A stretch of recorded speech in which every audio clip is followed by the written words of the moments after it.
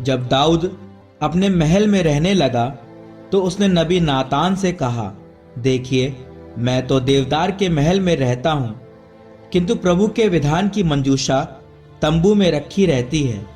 नातान ने दाऊद को यह उत्तर दिया, आप जो करना चाहते हैं कीजिए, प्रभु आपका साथ देगा।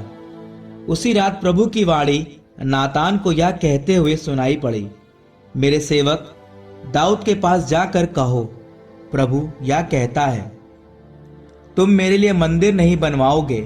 जिस दिन मैं इज़राइल को निकाल लाया, उस दिन से आज तक मैंने किसी भवन में निवास नहीं किया।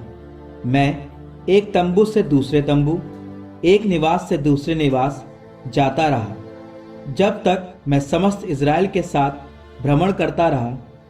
क्या मैंने इज़राइल के किसी न्यायकर्ता से, जिसे मैंने अपनी प्रजा को चराने के लिए नियुक्त किया, कभी यह कहा कि तुमने मेरे लिए देवदार का मंदिर क्यों नहीं बनाया?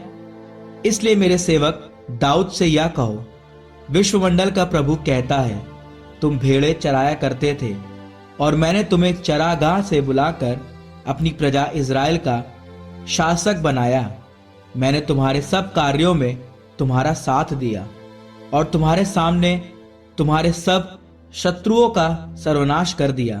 मैं तुम्हें संसार के महान पुरुषों जैसी ख्याति प्रदान करूंगा। मैं अपनी प्रजा इज़राइल के लिए भूमि का प्रबंध करूंगा और उसे बसाऊंगा। वह वहां सुरक्षित रहेगी, कुकर्मी उस पर अत्याचार नहीं कर पाएंगे। ऐसा पहले हुआ करता था, जब मैंने अपनी प्रजा इज़राइल का शासन करने के लिए न्यायकर्ताओं को नियुक्त किया था। मैं तुम्हारे सब शत्रुओं को तुम्हारे अधीन कर दूंगा।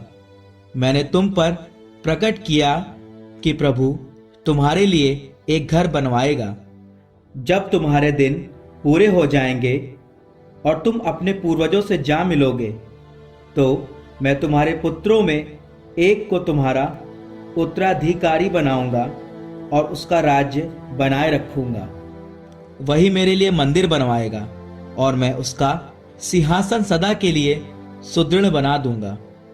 मैं उसका पिता होऊंगा और वह मेरा पुत्र होगा। मैं उस पर से अपनी कृपा नहीं हटाऊंगा, जैसा कि मैंने तुम्हारे पूर्वाधिकारी के साथ किया। मैं उसे अपने घर और अपने राज्य में सदा के लिए बनाए रखूंगा। उसका सिंहासन अनंत काल तक सुदृढ़ रहेगा। नातान ने दाऊद को ये सब बातें और यह सारा दृश्य बताया।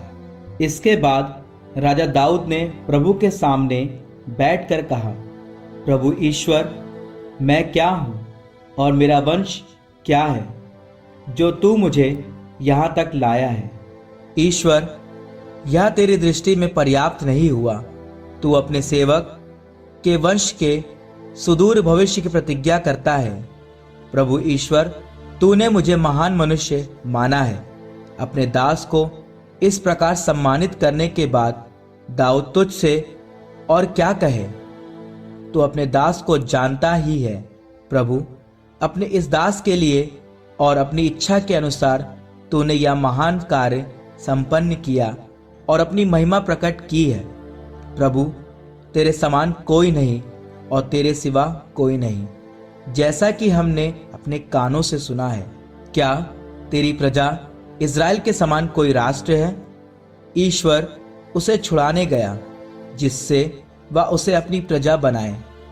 तूने अपना नाम गौरवान्वित करने के लिए अपनी प्रजा को मिस्र से छुड़ाया और उसके सामने राष्ट्रों को भगा दिया।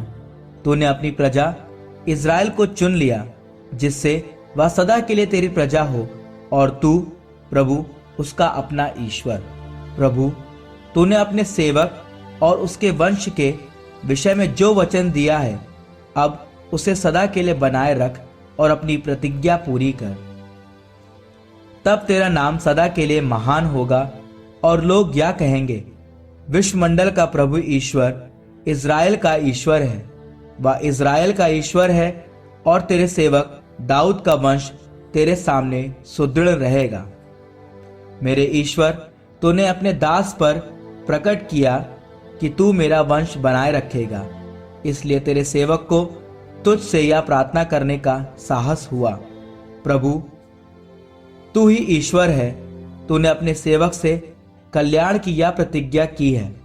प्रभु, अब अपने सेवक के वंश को आशीर्वाद प्रदान कर, जिससे वह सदा तेरे सामने बना रहे, क्योंकि तेरे आशीर्वाद के फल स्वरूप वह वंश सदा ही फलता फूलता रहेगा।